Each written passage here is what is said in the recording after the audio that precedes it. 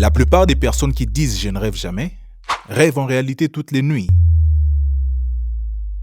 Alors, pendant des années, j'ai entendu cette même phrase, comme quoi « moi je ne rêve jamais, je n'ai jamais fait des rêves de ma vie. Quand je dors, c'est le noir total. »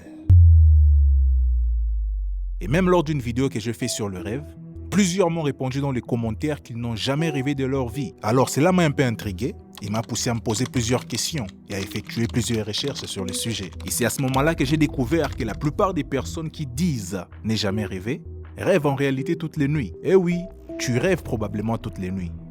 Oui, toutes les nuits. Et ici, la question n'est pas de savoir pourquoi certaines personnes ne rêvent-elles pas. Non.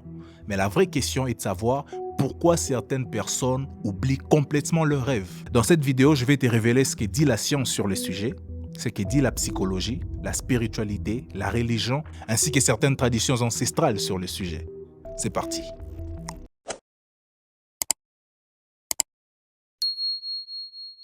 Selon les neurosciences modernes, un être humain en bonne santé rêve pratiquement chaque nuit. Certaines études ont même montré que lorsqu'on réveille des personnes pendant une certaine phase de sommeil, plus de 90% d'entre elles racontent un rêve qu'ils étaient en train de faire. Alors dans ces cas, pourquoi certaines personnes jurent même qu'elles ne rêvent jamais? Parce qu'il y a une grande différence entre faire un rêve et se souvenir d'un rêve. C'est comme prendre une photo avec son téléphone, puis la supprimer avant même de l'ouvrir. La photo existait certes, mais tu ne pourras plus la voir. Tu vois un peu? Et tu ne peux pas comprendre pourquoi certaines personnes oublient leurs rêves et d'autres non, sans pour autant comprendre les différentes phases du sommeil. C'est là même que tout se joue. Pendant certaines phases du sommeil, notamment le sommeil paradoxal, la partie du cerveau qui aide à stocker les souvenirs fonctionne différemment. Et selon la science, il existe 4 phases, 4 cycles de sommeil. Il y a ce qu'on appelle les sommeils lents légers. C'est là même la porte du sommeil. Dans cette phase, tu n'es plus totalement éveillé, mais tu n'es pas encore profondément endormi. Et c'est dans cette phase que certaines personnes ont comme l'impression de tomber dans le vide et se réveiller brusquement. Tu connais sûrement cette sensation. C'est une phase où le cerveau ralentit, où les muscles se relâchent, et c'est une phase où on peut se réveiller à tout moment. Puis vient la deuxième phase, qu'on appelle le sommeil léger stabilisé. Cette phase représente souvent la plus grande partie de notre sommeil. Ici, ton rythme cardiaque ralentit, la température de ton corps baisse, c'est un peu comme si ton cerveau était en mode n'est pas dérangé. Et dans cette phase, si quelqu'un t'appelle doucement, tu peux encore entendre, tu peux encore te réveiller, mais ça sera un peu plus difficile que la phase précédente. Puis vient la troisième phase, qu'on appelle la phase du sommeil profond. Et ici, c'est la phase de récupération maximale. Et c'est dans cette phase que généralement notre corps profite pour réparer certains tissus, pour renforcer le système immunitaire, pour reproduire certaines hormones et pour récupérer physiquement. Et c'est dans cette phase généralement que le sommeil est le plus réparateur. Et généralement, si quelqu'un te réveille pendant cette phase, tu peux te sentir pendant plusieurs minutes désorienté. Tu vois un peu cette sensation où tu es profondément endormi et quelqu'un vient te réveiller brusquement ou bien tu es sur le point peut-être d'aller aux toilettes, tu es soulagé.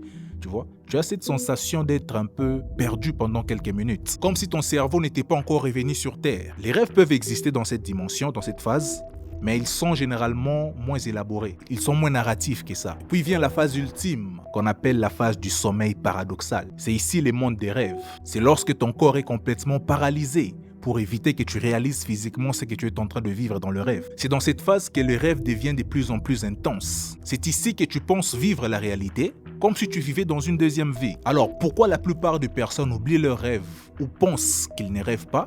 C'est parce qu'ils n'arrivent pas à atteindre ces stades de sommeil. C'est parce qu'ils n'arrivent pas à atteindre ces stades de sommeil qu'on appelle le sommeil paradoxal. La plupart des personnes s'arrêtent au sommeil profond.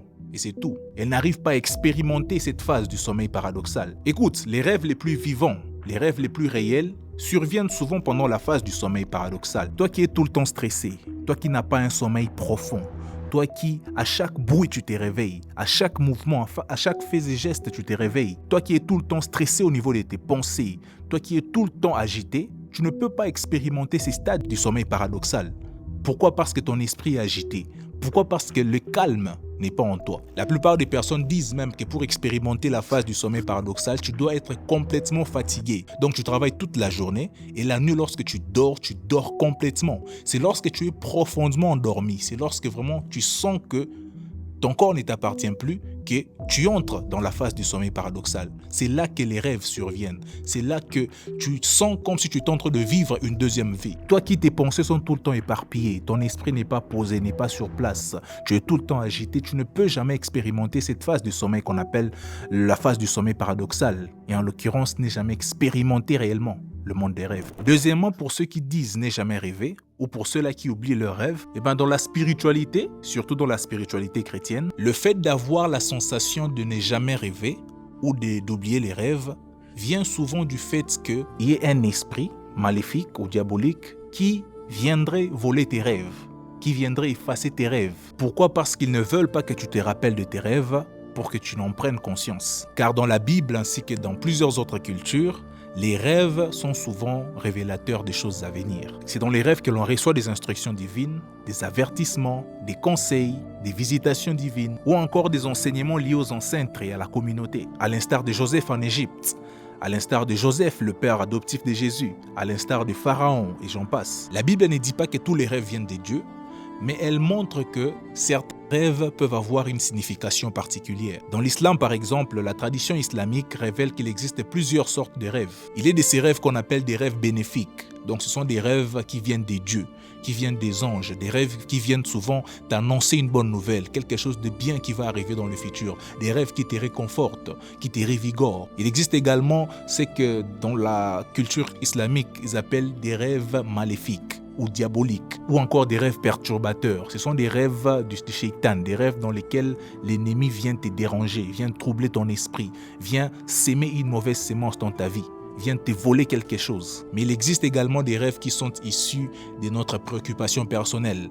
Tu as pensé peut-être à une chose pendant longtemps, tu as pensé à une femme, tu as pensé à une situation et tu te retrouves en train de rêver la même chose. Et ici, l'idée est que tous les rêves n'ont pas forcément la même origine, ni la même importance. Et par là, nous comprenons l'importance, ainsi que la complexité que les rêves peuvent jouer dans notre vie, ainsi que dans notre quotidien. L'être humain passe environ 20 à 25 ans de sa vie à rêver, ce qui veut dire qu'une partie de notre vie, nous la vivons dans le monde de rêve. Et pour ceux-là qui disent qu'ils ne rêvent jamais, ou pour ceux-là qui oublient leurs rêves, je vous recommande une vidéo qui va s'afficher, je ne sais pas ici, dans laquelle je vous montre pourquoi nous oublions nos rêves et quelles sont les étapes que nous devons suivre pour ne plus oublier nos rêves. Et pour les religieux qui me suivent, toi qui oublies souvent tes rêves, toi qui ne te rappelles pas souvent de tes rêves, toi qui penses que tu ne rêves jamais, mais qu'en réalité tu rêves, ou toi qui penses avoir rêvé, mais tu ne sais plus ce que tu as rêvé, en tout cas, je te recommanderais fortement d'aller voir un pasteur, un prêtre, un chef spirituel, je ne sais pas, l'imam, ton pasteur, ton encadreur spirituel, pour prier pour toi ou pour te donner certaines directives. Car je crois personnellement, je crois fermement